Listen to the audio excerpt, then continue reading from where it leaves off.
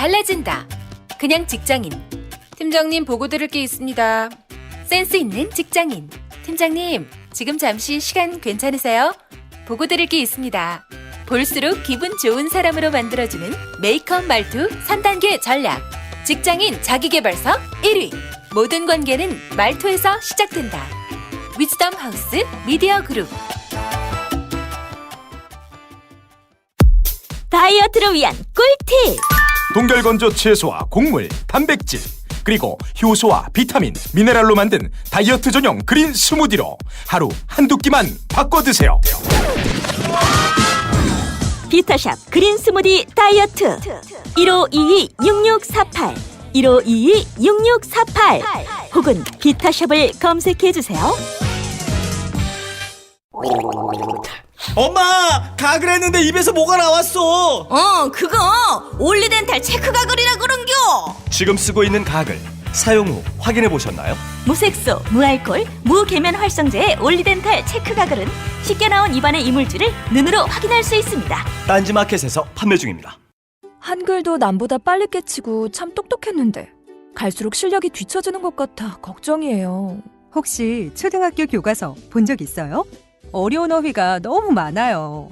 학교에서는 어휘 개념을 하나하나 설명해 줄 시간이 정말 부족하잖아요. 그럼 어떡하죠? 내 아이의 어휘만큼은 내가 책임져야죠. 어휘 공부의 정성. 초등어휘 3천, 초등어휘 5천. 검색창에 초등어휘 3천을 쳐보세요.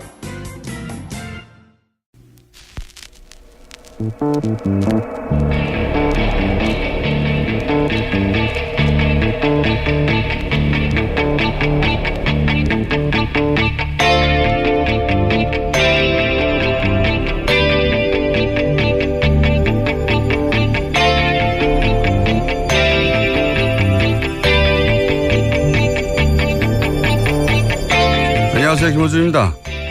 5.18은 북한군이 침투에 저지른 폭동이다. 최근 서울, 대전, 부산역 광장에서 확성기를 통해 흘러나온 내용입니다. 광주 시민들은 북한에 끌려다니는 빨갱이들이고 5.18을 진압한 전두환 전 대통령은 애국자라는 내용을 반복적으로 재생하는 이들은 국혼 운동본부라는 정체불명의 단체입니다. 최근 CBS가 입수한 미 국방정보국의 기밀 문서에 따르면 1980년 주한미군 사령관 위컴은 전두환 당시 보안사령관이 북한 위협을 계엄령 확대 명분으로 제기하자 이렇게 반박했다고 합니다. 북한 공격이 임박했다는 징후는 없다. 위컴은 또한 전두환의 북한 위협 운운은 자신이 청와대 입성을 하기 위한 핑계에 불과하다고 본국에 보고합니다. 같은 날 미 국무부는 북한의 특이 동향이나 공격이 임박했다는 어떠한 움직임도 포착되지 않았다고 성명까지 냈습니다. 그런데 이명박 박근혜 정권을 거치며 이런 주장을 하는 사람들이 다시 등장을 했죠. 이런 반역사적 주장을 하는 사람들을 제재하는 법안은 표현의 자유를 억압한다며 법사위를 통과하지 못하고 있습니다. 속아 웃을 일이죠. 표현의 자유를 위해 법안을 반대하는 세력이 바로 이 땅의 표현의 자유를 그동안 억압해왔던 당사자들입니다. 그래왔던 자들이 다른 이들의 희생으로 어렵게 확대해온 표현의 자유라는 가치를 들먹이면서 역사를 왜곡하고 피해자를 모욕하는 이런 주장을 계속하려는 속셈은 두고 볼 수가 없을 정도로 모렴치한 거죠. 5.18 역사 왜곡은 반드시 처벌해야 합니다. 김원준 생각이었습니다.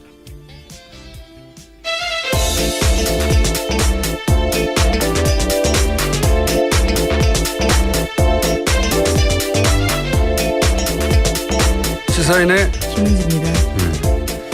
제가 요즘 주말에 대전역을 자주 가는데. 아, 그러세요? 네, 여차저차해서. 근데 이런 5.18은 북한군이 침투에 저지른 폭동이다. 계속 나와요. 광장에서. 서울역 근처만 가도 그렇죠. 네, 계속 나오고. 독일에서는 이 홀로코스트 부정하면 형사처벌하거든요. 예. 역사를 왜곡하거나 특정 집단을 모욕하거나 혐오를 주장하거나. 네, 혐오 발언이라는 거죠. 헤이트 스피치라고 해서. 이건 표현의 자유를 보호받을 수 있는 게 아니라는 거죠. 우리나라에서도 이런 법안이 제출됐는데 자유한국당이 맡고 있습니다. 대표적인 인물 김진태 의원이죠. 김진태 의원이 뭐라고 그랬냐면 5.18이 역사적으로 공고화되지 못해서 법으로라도 공고화하려는 의도 아니냐. 이게 무슨 말이냐면 5.18 성격이 역사적으로 확립되지 않았다는 거죠. 예. 그러니까 북한 개입 주장도 검토해봐야 하는 거 아니냐. 그렇게 확립이 안 되다 보니까 법을 만들어서 확립시키려고 억지를 부리는 거 아니냐. 이런 주장이에요. 예. 이런 말을 하면 유럽에서는 그 자체로 형사처벌이 됩니다. 이 공개적 주장이 늘어나기 시작한 게 제가 알기로는 지만원 씨가 그 5.18 북한 개입설을 주장한 적이 있잖아요. 그런데 그게 이제 이명박 정권 말기에 그런 주장을 했거든요. 근데 박근혜 정권 시절에 무죄가 선고됐어요. 저는 근데 이 무죄 선고 이유가 굉장히 말이 안 된다고 생각하는 게 5.18을 거론했을 뿐이지 특정인을 거명하지 않았기 때문에 명예훼손 피해자들을 특정할 수 없어서 안 됐다고 무죄를 판결했거든요. 그리고 또 지만원 씨가 5.18을 개인적으로 재평가한다고 해서 이미 확립된 5.18 유상이 달라지겠냐. 그러면서 대법원이 무죄 확정을 했어요. 근데 저는 이게 말이 안 된다고 생각하는 게 5.18이라는 게 상징이고 역사고 기억이잖아요. 근데 그 고통받는 사람 하나하나 이름을 특정하지 않았다고 해서 면제가 되나요, 이게? 그 홀로코스트 뭐 이게 수백만 죽었다고 하는데 수백만 명 이름을 거론하지 않고 홀로코스트는 가짜다 그러면 문제가 안 됩니까? 저는 이 논리가 이해가 안 되는데. 그리고 어차피 확립된 5.18 위상이라서 다르게 평가해봐야 바뀌지 않는다. 이렇게 해버리니까 법적 면죄부를 받았다고 생각하는 거예요. 예. 어차피 확립되어 있기 때문에 다른 소리를 떠들어도 된다는 얘기거든요. 그래서 이런 정체모를 단체가 튀어나오는 근거가 된 겁니다. 그 판결이 실제로.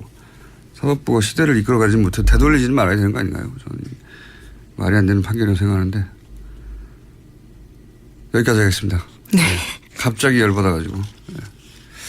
계속 나와요, 계속. 갈 때마다. 그렇죠. 예. 계속 나오고 그 앞에 듣고 있는 사람은 없지만 계속 광장에서 이걸 떠들거든요. 아무도 제재할 수가 없어요. 조직적으로 가짜뉴스를 퍼뜨리고 있는 상황인 거죠. 첫 번째 뉴스는요? 네, 을지 프리덤 가디언 연습 중입니다. 이를 참관하기 위해서 한국을 방문한 미군의 핵심 수뇌부가 어제 합동 기자회견 열었습니다. 북한의 도발을 억제하기 위해서 최대한 전력을 제공하겠다면서도 외교적 해법을 통한 북핵 해결의 필요성을 강조한 건데요. 해리 해리스 미군 태평양 사령관은 북한 도발 억제를 위해서 외교적 수단이 우선돼야 한다면서도 강력한 군사력을 뒷받침하겠다라고 말했습니다. 매우 당연한 이야기를 기자회견까지 했네요. 네, 아마도 이제 한 2주 전쯤에 한 3주 전부터 전쟁설, 8월 위기설 이렇게 워낙 많았다 보니까 우리가 불안해할까 봐 이런 당연한 말을 하는 기자회견을 따로 했나 봅니다. 네. 별로 들을 내용은 없네요. 당연한 이야기를 했기 때문에. 어쨌든 외교가 중요하다. 하지만 강력한 군사력을 뒷받침하겠다. 북한한테 보내는 메시지이기도 할 텐데요. 네. 뭐 이때까지 수십 년간 했던 얘기입니다. 네. 자, 다음 뉴스는요. 네, 검찰이 이명박 정부 시절 국가정보원의 사이버 외곽팀에 대한 본격적인 수사에 착수했습니다. 관련자들을 출국 금지하고 계좌 추적을 병행하는 등 강제 수사에 들어간 건데요. 서울중앙지검은 어제 국정원 수사 의뢰와 관련한 사건을 공공형사수사부에 배당하고 수사 착수했다라고 밝혔습니다. 수사팀 검사는 타 검찰청 파견까지 포함해서요. 모두 10명 정도 됩니다. 기존의 대형 사건 특별수사팀에 준하는 규모인데 2013년 원세훈 전 국정원장 사건 수사에 참여했던 검사들이 대거 투입됩니다.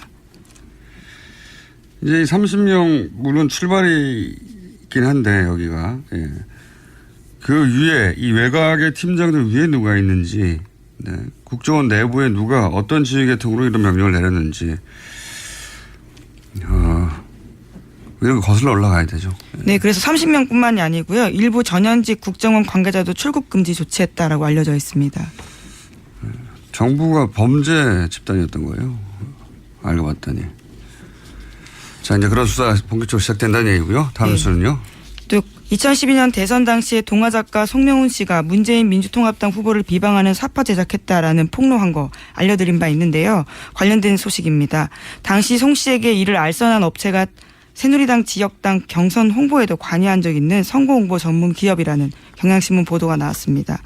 그러니까 2012년 10월쯤에요. 동화작가 송 씨에게 문재인 후보 비방하는 내용의 시사 만화에 말풍선 다는 내용을 소개해 준 곳이요. 그러니까 2011년 9월 달에 새누리당 전신인 한나라당 인천시당 경선 당시 홍보에 참여한 바가 있다고 합니다. 그러니까 이 기사의 핵심은 그러니까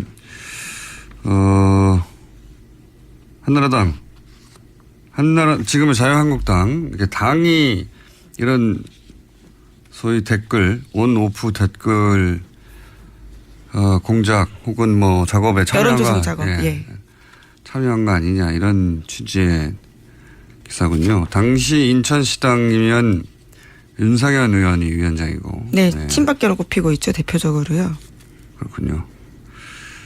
이것만 가지고 단정할 수는 없는데 어쨌든 그 고백을 한 송명훈 씨 사례를 가지고 추적해 봤더니 친박계 의원이 위원장으로 있던 지역에서 경선에 참여한 바, 경선 홍보에 참여한 바가 있는 업체라는 겁니다.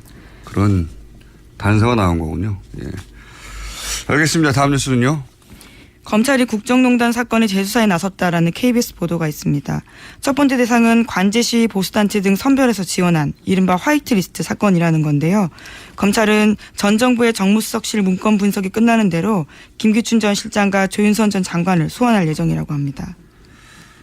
그렇군요. 이게 이제 국정농단 특검 때 워낙 이재용 삼성 부회장 건에 집중하느라고 사실은 특검이 중간에 멈췄죠. 멈춰서 특검 연장해야 된다는 거 가지고 굉장히 큰 논란이 됐었는데 결국 연장 못했고, 그런데 그중에서 화이트리스트 부분, 블랙리스트 부분만 수사했지 화이트리스트 부분을 수사를 못했단 말이죠. 그러니까 화이트리스트 부분을 수사를 캐비넷 문건도 추가적으로 나왔으니까 다시 하겠다는 얘기네요. 제대로. 네, 거기에 관련된 내용들이 있는데요. 언론 활용하고 선거 등에 관련한 내용들을 활용하겠다라는 내용이 있기 때문에 추가 증거가 나와서 더욱 수사하는 상황이 된 겁니다.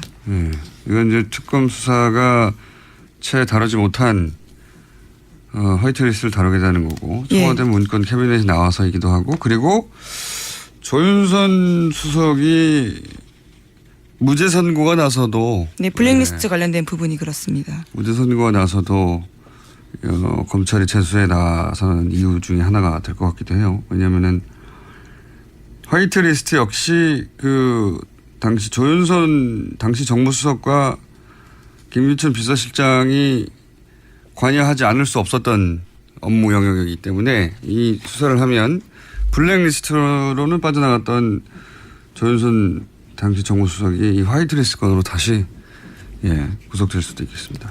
당시 특검 수사도 그런 식으로 진행됐었는데요. 안타깝게 멈췄던 상황이라서 다시 재개한다라는 겁니다. 알겠습니다. 조윤선 전 정무수석이 위기감을 느끼겠네요.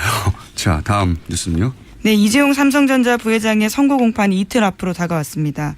어제는 방청권 추첨이 있었는데요. 자리가 총 30개였습니다. 일반인들한테 공개하는 거였는데 그래서 추첨으로 뽑았습니다.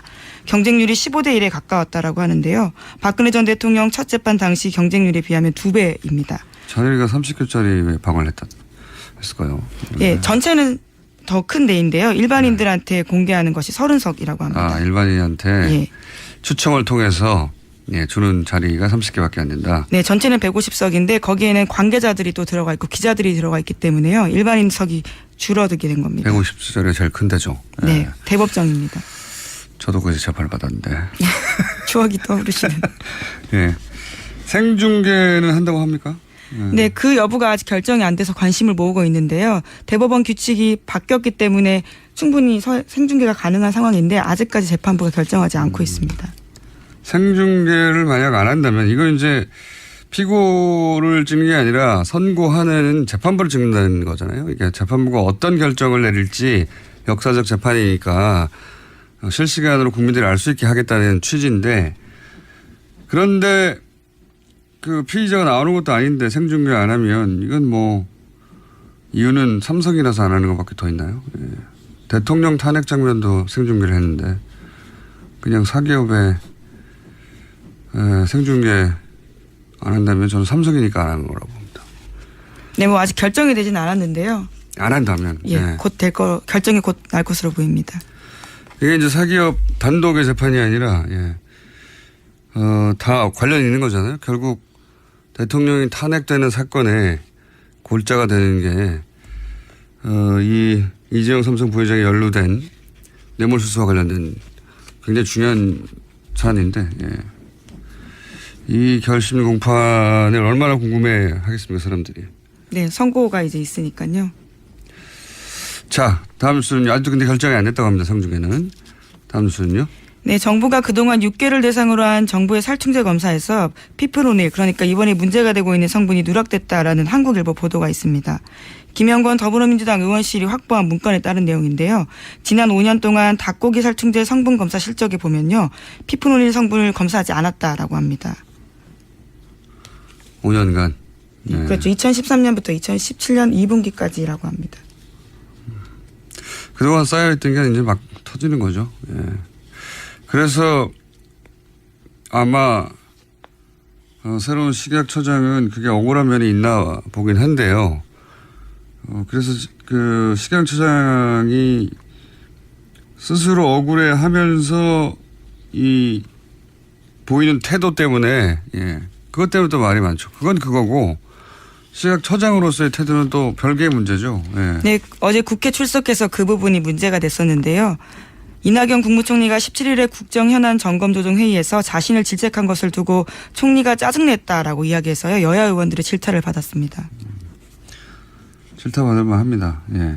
질책과 짜증은 다른 것인데 짜증이라고 받아들인 거죠. 본인이 억울한 건 억울한 거고 공적 지위에서의 태도는 별개의 문제죠. 그건 별개의 문제인데 자유한국당이 이 사안을 가지고 계속 공격하는 것은 그래서 좀 웃깁니다. 예. 자기들이 집권하고 있을 때 한 번도 검사를 안 했다는 거 아닙니까? 예. 그게 한 번에 터지고 있는 중입니다. 이 기회에 전 어디 얘기했듯이 윤리적 소비 굉장히 생소한 많이는 들어봤는데 실제로 우리 피부에 와닿지는 않아요. 잘. 물론 그걸 실천하시는 분들도 있죠. 네, 그렇죠. 저 조만간 윤리적 소비라는 게 뭔지 그게 우리 일상에서 좀 귀찮잖아요. 그런 게. 고기 소비를 조금 줄이시는 것도 일종의. 그게 진짜 어려웠어요. 윤리적으로 생산되고 도축된 예. 고기만을 찾아다니는 것으로 그러면 입장을 정하든가 해야 되는데 알아보겠습니다. 한번 저희가 그게 뭔지. 네. 예. 이게 사실은 그런 근본적인 그 육류 소비에 대한 혹은 뭐 대량 생산 대량 소비에 대한 입장을 바꾸지 않으면 이게 전 세계적인 현상이에요. 사실 살충제 그렇죠. 일종의 역습이죠. 예, 살충제 달걀이 우리에만 있는 게 아니라 이게 이제 단가를 떨어뜨리려고 보다 보니까 한 군데 모아놓고 키울 수밖에 없잖아요. 한 군데 모아놓고 키우니까 닭이 한 마리라도 뭐 잘못되면 모든 닭이 다 전염되니까 이런 식의 양분을 계속 친단 말이죠. 예. 그래서 뭐 유럽도 마찬가지고 전 세계에서 이런 일이 유사하게 벌어지고 있습니다. 예. 그래서 그러면 근본적으로 이게 정부를 믿으면 해결되는 일이냐, 정부가 잘하면 없어질 일이냐, 그거 아닌 것 같거든요. 하여 뭐 어떻게 해야 되는지 한번 생각해 보기로 하겠습니다. 조만간 시간을 마련해서. 자, 제목 정도 하나 더 할 수 있을 것 같습니다. 네, 한명숙 국무총리가요 오늘 새벽 석방됐습니다. 만기 출소한 겁니다. 아, 이분도 하실 말이 참 많으실 겁니다. 이 한명숙 전 총리 만기 출소 70대 중반이에요. 나이도. 만기 출소 한 사안에 대해서는 저희가 양 박사라고 있습니다. 양 박사. 예. 저희가 잠시 후에 양지열 변호사 모시고 다뤄보기로 하겠습니다. 여기까지 하겠습니다. 시사인의 김은지였습니다. 감사합니다. 골반 잡자 바로 잡자 바디로직 허리 통증 바로 잡자 바디로직 2017년 쿨 썸머 바디로직 라이트 출시. 통기성이 좋아 땀 걱정 없이 한여름에도 쾌적하게. 입은 듯 안 입은 듯 가벼움의 신축성은 그대로. 자세가 좋아지는 골반 교정 타이즈 바디로직 검색창에 골반 교정 바디로직. 라이트. 아무도 묻지도 따지지도 않고 가입하셨다고요? 보험은 너무 어려워요. 걱정 마십시오.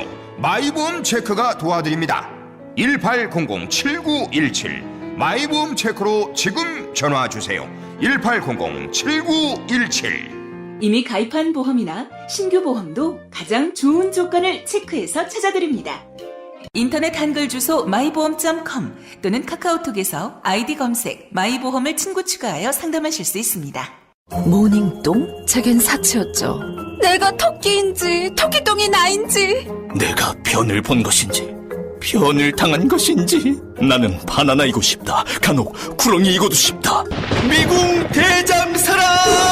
빅똥의 추억 미궁 대장사랑이 찾아드립니다. 혈중 콜레스테롤 개선과 배변 활동에 도움을 주는 건강기능식품입니다. 검색창에 미궁 대장사랑. 미궁 장사랑 이름 바꿨어요. 프로바이오틱스 12종 추가. 미궁 대장사랑.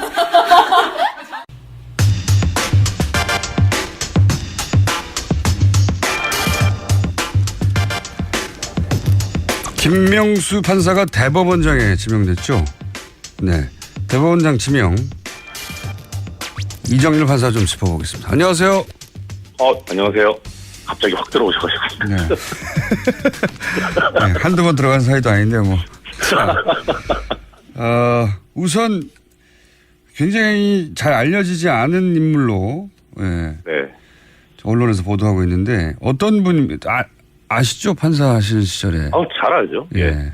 우리 헌법연구회 활동도 같이 했었고요. 그렇군요. 그런데 보도에서도 계속 나오지만은 크게 알려진 판결을 하셨던 분은 아니에요. 그리고 공장장께서도 말씀하셨지만 의외다 반응이 실로 그랬었잖아요. 그래서 외형상 봐서 이렇게 화려해 보이고 유명하고 이런 분은 아니에요. 네. 이제 제가 같이 이제 지내보면서 느꼈던 바는 예를 들어서 우리 법연구회 세미나 할 때 한 달에 한 번씩 하는데 거의 빠지신 적이 없었어요. 세미나에 빠진 적이 없다. 그러면 출석을 잘한다는 얘기지 않습니까? 그렇죠. 예. 나와서 이제 연구도 활발하게 하시고, 좋은 말씀도 많이 하시고, 되게 성실하신 분이고, 그리고 이제 대체적으로 언론 보도에서도 나오지만은 주위의 신망이 참 두터워요. 그러니까 제 입장에서 보면은 믿고 의지할 만한, 이제 데뷔되는 분이 박시환 전 대법관님인데 그분은 이제 좀 알려진 판결들을 많이 하셨죠. 그래서 이제 외견상으로 좀 화려해 보이고 그러는데 사실 그런 분은 저희 입장에서는 물론 존경하고 믿고 따르지만은 의지하고 기댈 만한 분이 아니라 오히려 더 좀 우러러보는 이런 감이었거든요. 근데 김명수 후보자 같은 경우에는 언제든지 이제 어려움이나 고충을 얘기하면 잘 듣고 이제 또 나름대로 해결책을 많이 제시를 해주시고 해서 언제든지 기댈 수 있는 그런 분이었죠. 그래서 상당히 신망이 두텁다는 게 틀린 말은 아닙니다. 그런데 이게 원만한 분이긴 한데 그렇다 그래서 그냥 원만하면 안 되는 직 아닙니까 거기가? 그렇죠. 지금 시점에서는 좀 단호하고 그러셔야 되는데. 그렇죠. 그런데 이제 또 그럴 때는 상당히 정말 공동장님 말씀하신 대로 단호하신 분이에요. 얼마 전에 보도도 나왔습니다만은 전국 법원장 회의 때 바로 그냥 이제 참석하셔가지고 춘천지방법원장이시니까 그래서 대법원의 행태에 대해서 바로 그냥 현장에서 이제 직설을 하신 또 그래서 이게 분위기 자체가 지금 법원 수뇌부도 그렇고 법원 전체도 그렇고 되게 권력지향적이고 좀 정권 친화적이고 그렇거든요. 지금 정권 아니고 그래서 하여튼 성실하고 원만한 분이긴 한데 또 한편으로는 인식 자체가 이게 사법부가 왜 존재해야 되느냐. 결국 국민의 기본권과 인권 보장을 해야 되는 조직 아니냐. 그래서 제대로 인식하고 계시는 분이라서 국민을 위한 사법이다. 이런 목표를 제대로 실현할 수 있는 분이다. 저는 그렇게 생각하고 있습니다. 알겠습니다. 가까이 지냈던 분으로서의 평가는 잘 알겠는데 그럼 문재인 전 대통령이 지금 김명수 대법원장 후보를 지명한 이유는 뭐라고 보십니까? 이게 한간에는 이제 파격이다, 서열 파괴, 기수 파괴 이렇게 나오는데 그게 겉모습으로 봐서는 틀린 얘기는 아니에요. 양승태 대법원장이 사법연수원 2기인데 이제 김명수 후보자는 15기거든요. 13년 후배니까. 13년을 건너뛴 겁니까, 한 번에? 그렇죠. 예. 그래서 보면은 대법원장 임기가 6년이거든요. 예. 그러면은 대충 그냥 계산해 보면 지금 8기 정도 되면 되죠. 사실 계산상으로. 그런데 예. 15기까지 갔으니까 그게 파격이라고 하는 건데 이게 내면을 들여다보면은 어떻게 보면은 불가피한 인사가 아닌가. 왜 그렇습니까? 일단은 지금 현재 사법부도 그렇고 국민 전체가 염원하고 있는 것이 사법개혁해야 된다, 이대로는 안 된다라는 거잖아요. 예. 그런데 그럼 결국 사법개혁을 할 수 있는 의지를 갖고 있는 사람이 필요한데 예. 지금 대체로 보면 법원의 분위기가 정말 뭐 양승태 적폐 세력에 부역하거나 아니 최소한 침묵했던 사람들이 대부분이거든요. 지금 그러니까 사법부의 수뇌부가 말하자면 예. 예. 수뇌부도 그렇고 그 수뇌부들에 의해서 길려진 판사들도 그 많은 분들이 지금 그렇게 돼 있어요. 이거는 그분들을 어떤 폄훼하자는 게 아니라 그렇게 만들어 버린 거죠, 결국 수뇌부. 거기에 익숙해져 버렸다 이미. 그렇죠. 네. 그래서 일단 이제 풀이 척수해져 버린 거예요. 최소한 침묵한 사람들 중에서 사법개혁 의지가 없는 사람이 없지는 않겠지만 그래도 그동안에 목소리를 내온 것도 아니고 어떤 행동을 해온 게 아니기 때문에 그냥 믿고 맡길 수 있겠냐 하는 그런 측면에서 보면은 인재풀이 상당히 줄어든 데다가 그다음에 이제 지방법원 부장판사 이하급에서 또 그런 사람들이 꽤 있는데 이거는 이게 대법원장이 법적 요건으로는 대법원장 자격 요건이 법원조직법에 20년 이상 이 법률 관련 업무 종사하고 45세 이상인 사람 이렇게 돼 있거든요. 그러니까 이거 좀 낯간지러운 얘기지만 예를 쉽게 들기 위해서 저도 대상이 돼요. 자격은 돼요. 근데 저 같은 사람을 시켜놓으면 당연히 이상하잖아요. 예. 그러니까 적어도 이제 어느 정도 조직의 안정성이라든가 앞으로 이제 리더가 돼서 끌고 나가려면 최소한 대법관을 지냈거나 현직 대법관이거나 법원장급에서는 그래도 나와야 납득이 되지 않겠습니까? 네, 그래서 이제 보면은 그 두 가지 요건을 이제 종합해 보면은 맞아떨어지는 분이 전수환 대법관님이 맞아떨어졌었어요. 기수도 이렇게 8기인가 9기인가 그렇고 해서 괜찮았는데 이분 입장은 또 그렇고 이제 그다음에 사법개혁하면 당연히 바로 먼저 떠오르는 분이 박시환 전 대법관인데 이 두 분이 이제 고사를 했다고 알려져 있지 않습니까? 언론에 그렇게 보도했습니다. 예, 그 이유가 그러니까 지금 김명수 후보자 지명되고 나서 바로 이제 보수야당이나 보수 언론 나온 얘기가 이념 프레임이잖아요. 이념 공작하고 있잖아요. 무리법연구회, 국제인권법연구회 얘기하면서. 근데 그런 알려지지 않은 분에 대해서도 이러는데 그 두 분은 과거에 이제 대법관실의 독수리 오형제라 그래가지고 이렇게 네이밍이 됐었잖아요.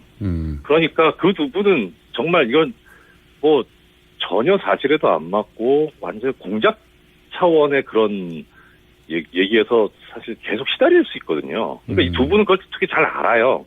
그러니까 내가 적임이 될 수는 있어도 지금 상태에서는 오히려 이렇게 되면은 사법개혁을 하는데 어떤 역량이 집중되는 게 아니라 그게 아니다. 이거 이념적인 부분이 아니고 이게 법과 원칙으로 돌아가는 거다라고 하는 거를 설명하는 데 계속 집중이 돼야 되기 때문에 힘이 분산돼 버리니까 자칫 잘못하면 사법개혁이 무산이 될 수도 있어서 그래서 이 두 분은 고사를 했던 거고 그리고 나머지 분들은 이제 사법개혁 의지가 의심스럽고 하니 결국은 대법관을 지내지 않았던 분이지만 15기 김명수 후보자까지 왔던 거죠. 그래서 신망도 썼고 사실은 그동안 사법개혁 의지를 계속 피력한 아주 남아있는 분들 소수 중에 그렇죠. 찾다 보니 그러니까, 이분이 딱 나온 거군요. 그러니까 청와대에서도 처음에 이제 그 기자 간담회인가 기자님들 질문에 대해서 답할 때 그렇게 해석해도 무방하다라는 식의 표현이 나왔거든요. 그게 뭐냐면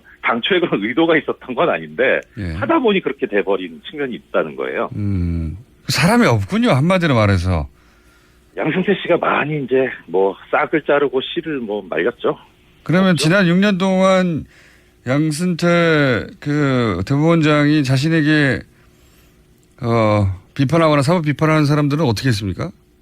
예컨대 예를 들면 김동진 부장판사 같은 경우에 이제 그 어떤 분이냐면 그 원세훈 전 국정원장 1심 판결. 이제 그때 대부분이 무죄로 나왔었잖아요. 네네. 당시 그 재판을 담당했던 재판장이 고등법원 부장판사 승진을 앞두고 있었어요. 예. 그래서 이제 김홍진 부장판사가 내부 게시판에다가 이거 지록 위반의 판결이다. 고등부장 승진이 그렇게 중요하냐 뭐 이렇게 올렸죠. 그래서 정직 3개월 징계받았었습니다. 그러니까 이제 내부 언론을 완전히 막아버린 거죠. 그리고 내부에서 비판도 징계를 해버렸군요. 그렇죠. 이게 유례가 없는 일이고요. 징계 형평성에서도 징계 대상도 아니지만 뭐 예컨대 얼마 전에 뭐 여검사 성추행했다는 부분이 있습니다. 네네. 그분이 정직 1개월 받았거든요. 성추행보다 이게 더 무겁다고 본 거죠. 그러니까 이런 식으로 이제 징계권 남용하고 뭐 비근한 예를 들어 서기호 판사, 전 판사 같은 네네. 뭐 그 전에 재임용 탈락이 97년에 있었는데 무려 15년 만에 있었어요.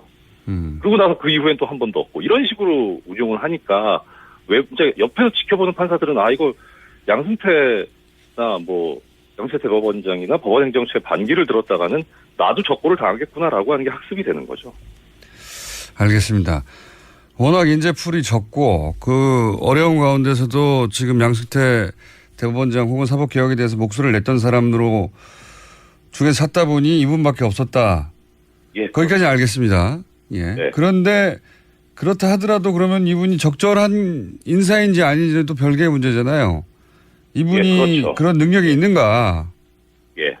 일단 두 가지 측면에서 말씀드릴 수 있는데요. 하나는 우리법연구회가 이 뭐 보수 야당이나 보수 언론으로 참칭하는 자들에 의해서 이제 부당한 공격을 당하고 어떻든 뭐 거의 와해되다시피 했는데 이 김영수 후보자가 우리법연구회 회장을 지냈었거든요. 그리고 나서 이제 판사들 사이에서 그래도 인권의 가치를 뭐 경시할 수는 없다 해서 만들어진 게 국제인권법연구회인데 거기 초대 회장으로 갑니다.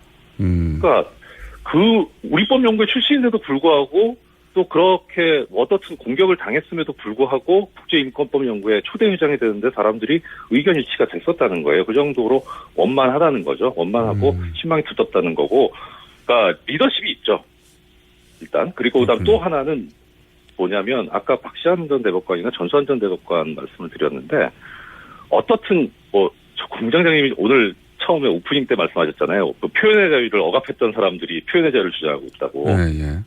이 지금 적폐 세력에 부역했던 판사들이 사법개혁이라는 칼이 들어왔을 때 당연히 반발할 겁니다. 적반하장으로. 그거는 예상되는 거거든요. 그 경우에 결국 내부 반발을 어떻게 이제 누그러뜨리고 다독이면서 갈 것이냐의 문제인데 사실 전수환 전 대법관님이나 박시환 전 대법관님 같은 경우에는 외견상 내부적으로는 그렇지 않아도 내면상으로는 그렇지 않아도 외견상 강해 보이는 분들이기 때문에 같이 좀 이제 파열음이 생길 수 있는데 김명수 후보자 같은 경우는 오히려 그 부분에서 상당히 뭐 친화력이 있기 때문에 오히려 더 잘 된 게 아니냐 하는 저는 그런 생각이 들어요. 알겠습니다. 무슨 말씀인지는 알겠고, 그러니까 온화하지만 그 기본 의식은 분명하고, 네, 그렇죠. 그리고 친화력까지 있기 때문에, 네. 그러고 보면 이분은 뭐랄까요, 법원도 직장인지라 진급에 대한 압박이나 생각이 없을 수가 없는데 이분은 거기에 대해서 그렇게 큰 욕심이 없는 분이었나 봅니다. 예, 사실 박시환 전 대법관도 그렇지만 어떻게 보면 이 대법원장이라는 자리가 판사로서 상당히 명예롭고 선망하는 자리이긴 한데 그 마다하는 거 보면 이분도 그렇고 그렇게 큰 자리 욕심이나 이런 게 있는 분은 아니죠. 어떻게 하면은 이제 국민을 위한 사법을 구현할 건가. 세미나 때 항상 그 얘기거든요. 저 이제 끝나고 뒤풀이하면 대법관 되셔야죠, 대법원장 되셔야죠, 농담으로 이제 술자리에서 얘기해도, 그런 얘기 하지 말라고. 그래서 항상 우리가 고민해야 되는 건 그런 거다, 이런 얘기를 많이 하셨었어요. 알겠습니다. 제가, 이거 시간이 벌써 다 됐네. 네, 제 말이 많아서 죄송합니다. 오늘은 그러면 여기까지 하고요. 제가 이제 추가로 여쭤보려고 했던 사안은 뭐였냐면, 최근에 사법개혁 관련해가지고, 영장 전담 판사가 거쳐가는 엘리트 코스, 이것만 엘리트 코스의 전부는 아니겠지만, 최근에 영장 판사들이 내린 기각 결정이 이해가 안 간다는 사람들이 많아서, 이 엘리트 코스를 없앤다는 얘기도 있고, 또 최근에 영장, 기각 사례들 중에 이상하다는 사안들이 좀 있어서 제가 그걸 여쭤보려고 했는데, 요거는 저희가 이번 주 내로 짧게 시간 한 번 더 마련하겠습니다. 미니로 아침에. 길게 마련해 주세요. 자, 제가 아까 원고 넘겼는데 너무 길잖아요. 네, 원고를 저희 작가한테 넘기셨더라고요. 네. 자,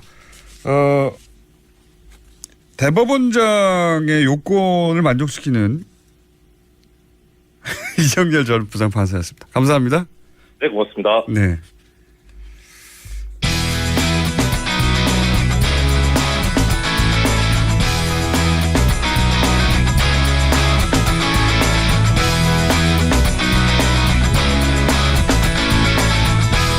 자, 양지열 변호사님 나오셨는데 저희 PD가 헤어스타일 보셨죠? 네. 저희 PD가 예. 헤어스타일만으로도 IQ 30을 떨어뜨릴 수 있다. 뚜껑을 씌워놨네요, 사람에게. 네. 일본에 갔을 때 말이 안 통해가지고 머리가 저렇게 됐대요. 머리를 해달라고 그랬더니 저런 식으로 헤어스타일만으로 저렇게 IQ 30이 떨어질 수 있도록 보이는 게 좀 신기하다고 생각했는데 아니 변호사님도 헤어스타일을 왜 갑자기 왜요? 폭탄으로 하고 오셨네요. 네. 저기 머리를 안 감으신 거예요? 아니면은 새로운 헤어스타일? 굳이 머리를 안 감았다는 것까지 지적하실 필요 뭐 공장장도 감지는 않은 것 같은데. 저는 감으나 안 감으나 표시가 안 납니다. 표시가 안 나는데 안 감았어요. 예, 안 감았어요. 머리가 굉장히 폭탄 맞은 듯하고. 예. 끝나고 감을 거예요.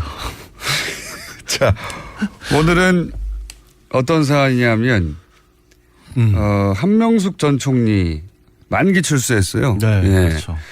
요 사건을 한번 되짚어 볼 만하다. 해서 한번 잠깐 되짚어 보겠습니다. 네. 네. 이게 그때 1심 때 이게 블랙 코미디다. 네. 이런 얘기 많이 있었거든요. 그렇죠. 네. 그래서 야, 이거 건도 안 된다라고 했는데 결국은 유죄 판결을 갑자기 뒤집혀서요. 2심에 받고 만기 출소하셨는데 그래서 이게 부당한 기소고 부당한 판결이라는 주장을 오랫동안 해왔죠. 민주당 입장에서는. 그렇죠. 근데 이게 사건이 사실 딱 10년이 넘었네요. 2007년에 원래 있었던 일이에요. 네. 2007년에 3월에서 8월 사이 3차례에 걸쳐서 이제 건설업체 대표에게서 불법 정치자금을 한 9억 원 가량을 받았다. 3억씩 나눠서 받았다라는 혐의였고 2010년에 기소가 되는데 마지막으로 최종적으로 판결이 날 때까지 5년이 걸렸습니다. 네. 근데 이제 청취자분들께서 기억을 못 하시는 분들도 많을 텐데 왜 조금 전에 공장장이 1심이 블랙리스트라고 얘기를 했냐면 블랙리스트가 아니라 블랙 코미디. 블랙 코미디. 네. 블랙리스트가 입에 뱉네요. 아예. 네.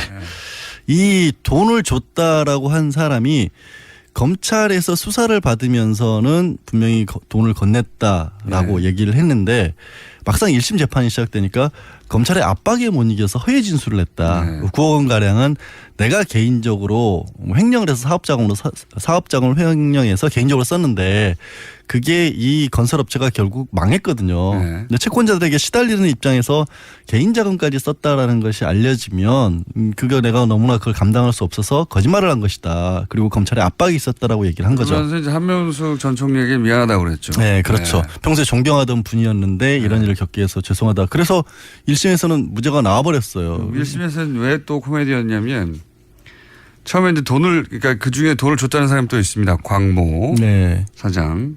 그러니까 이제 인사청탁을 했다고 하는. 그거는 다른 재판이었죠. 다른 재판인데 이 한명숙 전 총리를 구속시키려 하는 시도 2번 있었습니다. 원래 2번 있었고 첫 번째 재판에서는 무죄 판결이 나왔어요. 첫 번째 재판에서. 시도의 일환으로 이해하고 같이 묶어서 말씀을 드리면 그때도 또 하이 코미디였는데 뭐냐면 뭐 돈을 줬다는 사람이 처음에 직접 줬다고 했다가 의자 위에 놓고 왔다고 했다가 테이블에 앉았을 때 줬다고 했다가 근데 이제 현장에 가보니 테이블이 너무 받을 수가 없는 커요. 상황이었죠. 손이 그러니까 안 닿아요. 팔이 닿지가 않아서 그러니까 그 안에 들어가 본 적도 없는 분인 거나 현장 검증을 해본 결과 말이 안 됐고 그래서 의자가 받았다는 얘기냐라는 얘기가 나왔었죠. 그때 당시에는. 뭐 서랍장을 넣고 왔다부터 시작해가지고. 근데 문제는 한명숙 전 총리가 그 사람보다 돈을 주던 사람보다 먼저 또 자리를 떠났던 사실이 알려지면서. 그 디테일보다 재밌는 디테일 많아요. 그러니까 뭐 하여튼 그러니까 이 당시 재판부가 제가 그 판결문 102쪽짜리를 다 읽어봤거든요. 재밌어가지고 굉장히 재밌어요. 예를 들어서 처음에는 줬다고 그랬는데 이 재판부가 3만 불과 2만 불이었거든요. 5만 불 3만 불, 2만 불을 편지 봉투에 넣었다. 그랬더니 재판부가 그 재봐요. 3만 불을 넣으면 3.2cm. 편지 봉투가. 그다음에 2만 달러는 2.6cm다. 그런데 이게 두툼해가지고 남자 양복에도 잘 안 들어갔는데 한명수 총리의 바지 주머니 안 들어간다 이게. 너무 두껍고 커가지고. 그리고 뭐 이런 식으로 굉장히 꼼꼼하게 검증을 합니다. 그래서 무죄가 나면서 코미디다. 그리고 이제 그게 일단락되고 이제 그 한명수 총리를 향한 이런 공세, 왜냐하면 이제 한명수 전 총리가 이제 친노의 상징적인 어머니 역할을 한다고 여성 해서 정치인이었고 예, 거의 뭐 선두주자였죠. 근데 그래서 저기 그 서울시장 직전부터 이런 노력들을 지속적으로 했거든요. 근데 지금 이제 그 조금 전에 얘기한 첫 번째 사건에서 그렇게 꼼꼼하게 봤다라고 했는데 지금 얘기하고자 하는 이제 유죄가 확정된 두 번째 사건에서는 어떤 증거들이 나오냐면 세 차례를 나눠서 줬다고 했는데 첫 번째에게서는 이런 것들이 나오죠. 격리부장이 등장을 해요. 그러니까 돈을 어떠한 방법으로 마련을 했다. 라는 게 있고 1차 제가 이걸 말씀드린 이유는 뭐냐면 1차 시도가 실패하고 이것은 2차 시도에 가까운 겁니다. 그렇죠. 2차 그러니까 2차 시도 2차 시도에 가까운 거다. 예, 하여튼 근데 그때 이제 돈을 줬는데 어느 누구에게 줬는지는 장부에 적혀 있지를 않아요. 근데 의원에게 주기 위해서 돈을 마련한다는 식의 장부는 나왔고 그때 당시 자금을 조성을 한 흔적도 나왔고요. 그다음에 세 차례로 나눠서 돈을 전달을 했는데 이게 왜 세 차례를 강조를 드리냐면 첫 번째 3억 원의 경우에는 그중에 하나가 1억 원짜리 수표가 들어있습니다. 근데 그 수표가 결국에는 나중에 한명숙 전 총리의 동생이 전세자금으로 이 수표를 쓴 것까지가 나와요.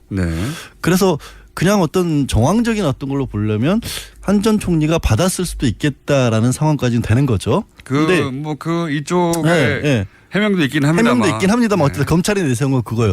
거기에 그거를 뒷받침해줬던 게 가장 강력한 게 이제 조금 전에 얘기했던 것처럼 돈을 줬다는 한만호 대표가 내가 줬다라고 얘기를 한 거죠. 거기서 시작됐죠. 줬다 해서. 거기서 시작된 거죠. 그거를 듣고 그 얘기를 아마 이 한만호 대표가 본인의 사건과 관련해서 기소가 됐었을 때 그런 얘기를 한 걸 듣고 검찰이 부랴부랴 이제 그 사람의 신병을 확보해서 수사를 들어가는데 무려 한 70여 차례까지 이 사람을 불러서 신문을 합니다.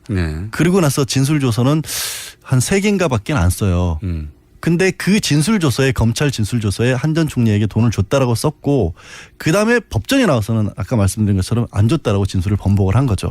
그러니까 그리고 또 이상했던 점은 뭐냐면 이 판결이 보통 법정 진술을 더 우선시하잖아요. 당연히. 제가 그 얘기 하려고 그랬어요. 법조인으로서.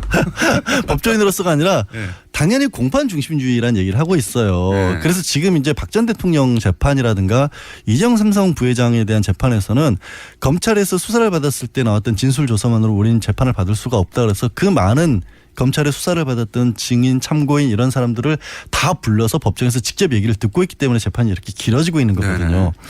그리고 두 번째 왜 제가 조금 전에 70번이나 불렀는데 진술조서는 3-4개밖에 안 남았다는. 70개가 있어야 되죠. 그렇죠. 원래는 형사소송법상 분명히 진술을 받으려면 언제 어느 때 어디서 뭐 시간 장소 다 알려주고 당신은 진술을 거부할 수 있다는 얘기까지 알려주고 이런 얘기를 물어봤고 이렇게 답변을 하는 게 다 있어야 되는데 없어요 그게. 그러니까요. 그러니까 67개의 진술조서가 없는 거예요. 빠진 거죠.